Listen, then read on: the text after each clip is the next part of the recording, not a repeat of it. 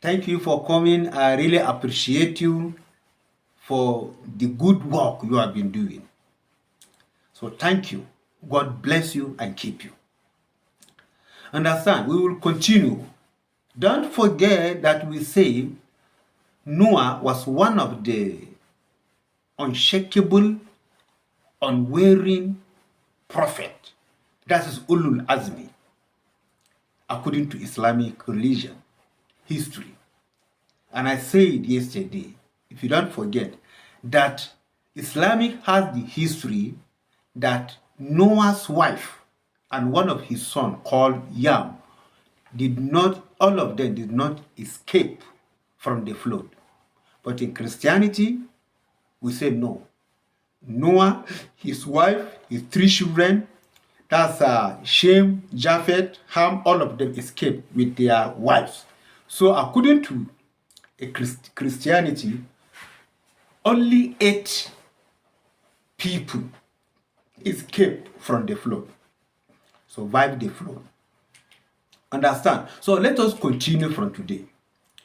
If you look at Shem according to Genesis chapter 10 verse 22, the children of Shem were Elam and Asher and Aspers and Lud, and Aram. These were the children of Shem. So Apex and Aram, understand, Apex and Aram. Aram is what we call Aram. And Aram is what Muslims call Saleh. Understand? Saleh.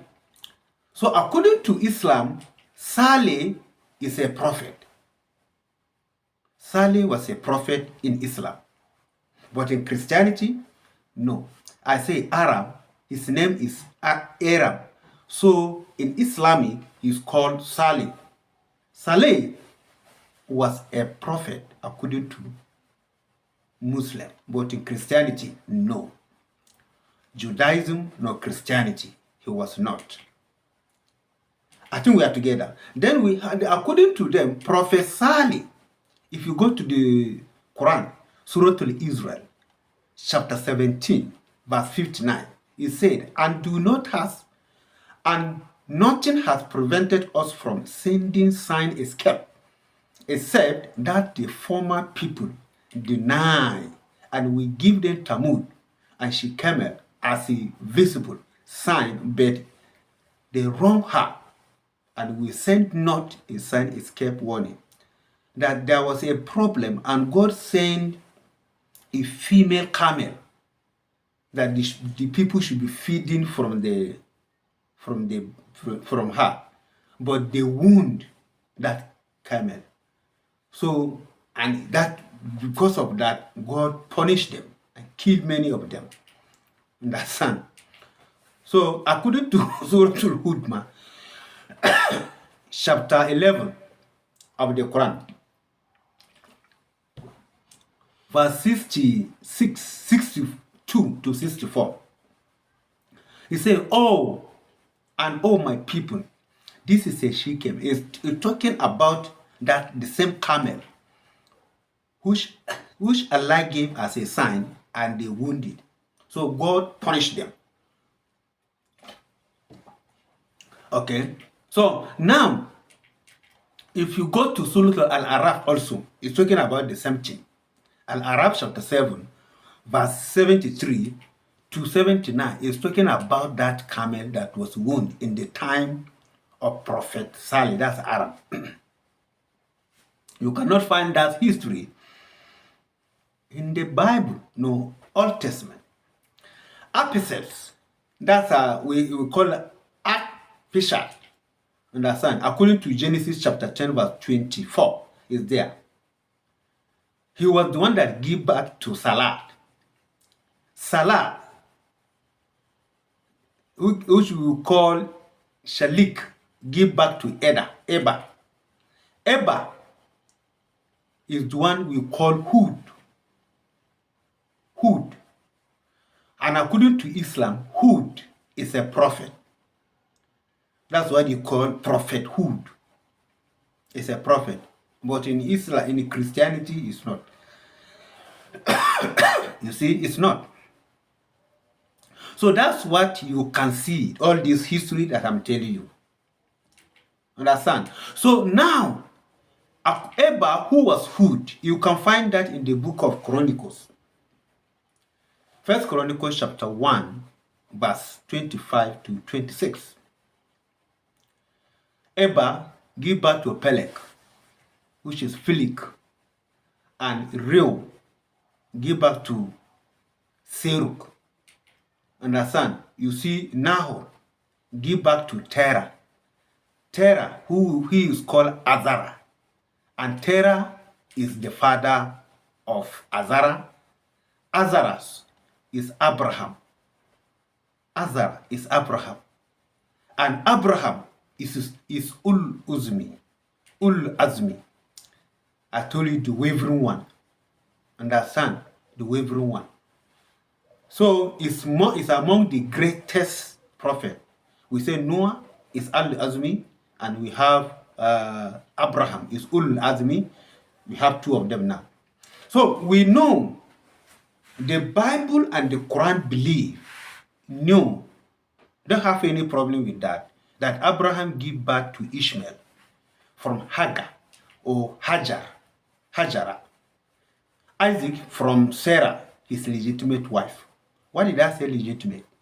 Because Hagar was a maid given to Sarah. She was like a helper. She was an Egyptian donated to her by Pharaoh, who was about marrying her. Understand? He gave her so that she can be her slave. So what am I saying here is that Abraham did not pay any pen on Hajar or Hagar. So he don't even know her parents. He did not go and consummate their marriage. No. But his legitimate wife was Sarah. So Hagar was just like a slave. She was like a slave to Hagar, to Sarah. And that's why if you have a slave, you can do whatever you like to do with her. That's why, Sarah ordered her husband so that she would be sleeping with Hagar, her slave, and she become conceived. At that time, she conceived. At that time, if you have slaves, even if they give birth to how many children, that's their children, they are also your slaves. Understand? They are also your slaves. You can sell them anytime you want. So Abraham was Ulul Azmi. Understand? So Abraham does not have any information, as I said, about his wife, Hagar's parents. They don't know that Abraham married her. Understand? They don't know. So after she gave birth to, if you go and read Genesis chapter 16, you will find this history is there. So Ishmael's generation, because he was sent away by Sarah. Sarah said, I don't want to see her anymore. Her and her child. Let them go. I don't want to see her. She should go and leave us alone. But Abraham was not happy with that. He was trying to stop, to put sense in Sarah so that she would not send her away. But the Lord himself appeared to Abraham and tell him that, look, you have to hear the voice of your wife. Mind you, she was the one who ordered you to marry her, so you don't have anything to argue with her. So he sent her away, but God promised that, look, this your son, I know what you are thinking. I'm going to bless him. He's going to bear children like kings. Understand? Like kings. He's going to bear children. I'm going to bless his generation. Though he's going to be in the wilderness, but I'm going to bless you. God promised to bless you. Ishmael.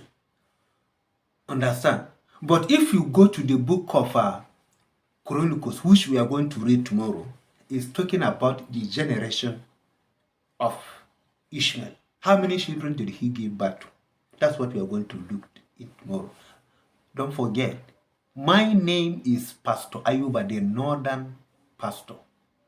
God bless you and keep you. Thank you very much. We'll see you tomorrow.